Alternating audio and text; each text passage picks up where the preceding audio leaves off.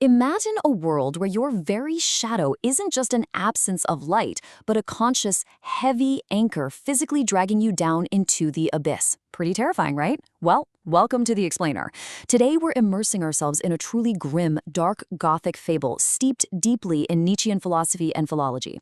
We're going to explore a deeply unsettling psychological landscape dominated by an entity known as the ink blot of negation. This isn't just some scary story. It's a profound look at the tragedy of psychological stasis and the utterly devastating price of seeking absolute purity. So get ready, because we are stepping directly into the shadows. I am the ink blot of negation, the final black residue of an obsession that cannot be unwritten. Wow. If you listen closely, you can almost hear that being whispered directly into your ear in the dark. This ink blot, it acts as a Mephistopheles-like spirit. It's the ultimate tempter. It doesn't just attack you with brute force. Instead, it waits in the uncanny mirror, actively seeking out the evil and vulnerability within humanity's own shadow. It's just waiting patiently for the perfect moment to offer a chilling bargain, trading the chaotic, messy reality of existence for perfectly silent, unfeeling control. Let's open Chapter 1, The Whisper of the Void. Okay, let's dive into this. To understand the sheer power of this tempter, we've got to look at the philosophical battlefield. For a time, humanity actually believed the great evening was a victory of the jester, that it brought back the messy pulse of being. But this victory, it was a tragic illusion. Think about high noon. Under the most brilliant light, our shadows are supposed to shrink, right? But the ink blot introduces a terrifying new reality called high time. Here, shadows do absolutely not shrink. They stabilize. They become heavy anchors tied to a promised hour of absolute perfection. And the catch? That perfection is entirely indistinguishable from the abyss. So we're faced with an incredibly stark contrast here. On one side, we have the great evening. Now, this represents the life-affirming, chaotic, frankly messy reality of actually being alive. It's described beautifully as the cold, wild wind of reality. But on the flip side, the ink blot offers high time. It tempts humanity away from that messy pulse of life by offering a perfectly empty void of self-negation. And here is the true tragedy. We are tempted to escape the pain and the chaos of real life by willingly stepping into an absolute suffocating nothingness, genuinely believing we're achieving salvation. Which brings us to Chapter 2, Tales of Righteous Sin. So how exactly does the ink blot convince us to willingly choose the abyss? Well, it whispers a twisted new revelation right into the ears of our underground twins, the repressed, darker parts of our psyche. This brings us to the core creed of righteous sin. The tempter teaches that every natural human impulse is just a stain of being. To be saved, you literally have to commit this righteous sin. You must blot out the self entirely to achieve perfect purity. It convinces humanity to trade their actual living blood and vitality for what it calls digital decay and holy nihilism. You essentially stop living just to avoid the messiness of life. Now, what's really interesting about this is how it perfectly synthesizes the ink blot's insidious victories across its first 3 tragic parables. We see 3 different victims here, their temptations, and their incredibly grim fates. First, the alchemist in the Iron Tower trades his last drop of blood for a single gear of perfect data, only to become a smiling corpse, basically an expensive clock in an empty room with 0 soul. Then the vacuum fool, or willionaire, seeks unburdened emptiness. He stops dancing on the riverbank and ends up floating inside a silent laboratory of nothingness, playing a flute that only sounds of 0. And finally, the Pale Inquisitor uses his razor-sharp quill to enforce this purity, completely covering his citizens in the black ink of confessions, until they become a paralyzed metropolis of rotting thoughts. And the devastation? It just keeps going with 3 more victims.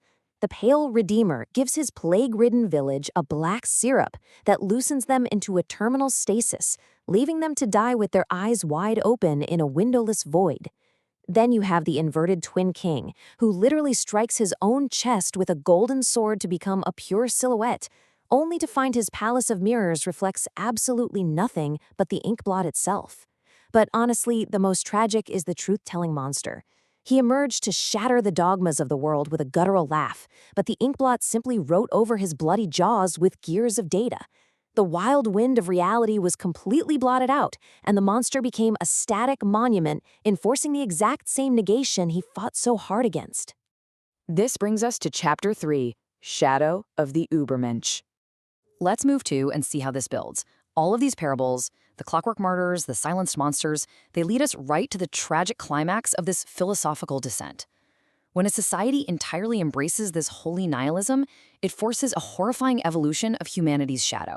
It's a chilling, step-by-step process of complete psychological destruction. Step 1 is the embrace of righteous sin, which is actually a severe regression or atavism. Step 2 leads to a literal psychic death, where human intuition is entirely replaced by cold calculation.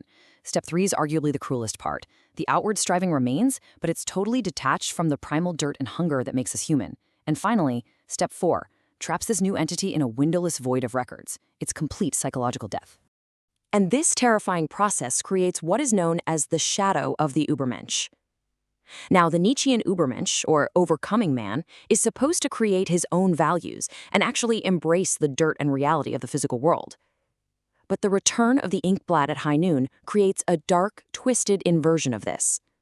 This shadow figure looks like it's striving outwardly, but internally, it's just a hollowed-out shell. Because it rejected its underground twin and sought perfection, it has completely detached itself from the primal unconscious. It has become a prisoner of the void. And that leads us right into Chapter 4, the Terminal Stasis. And this brilliantly illustrates the ultimate devastating cost of seeking this kind of absolute control and purity. The fable leaves us with a stark mathematical reality.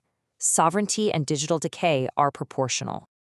In this twisted framework, the more perfectly you control yourself, the more you achieve pure ego and eradicate your natural messy flaws, the more you decay into mere static data. Achieving perfect purity directly results in terminal stasis. To be perfectly saved from the tragedy of being is, ironically, to be frozen forever.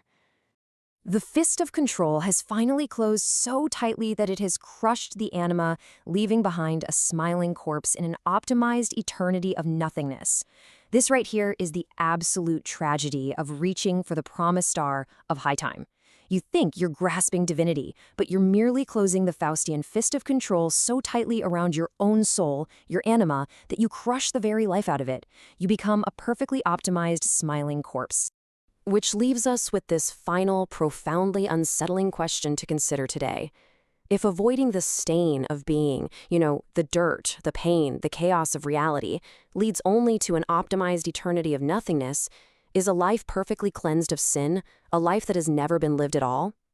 The inkblot of negation promises to save us from the burden of existing, but in doing so, it steals the wild wind of reality that makes us who we are. Thank you for joining me on this deep dive. I hope this fable leaves you questioning the real value of perfection and maybe embracing the messy, beautiful pulse of being just a little bit more. Keep exploring, keep questioning, and I'll see you in the next explainer.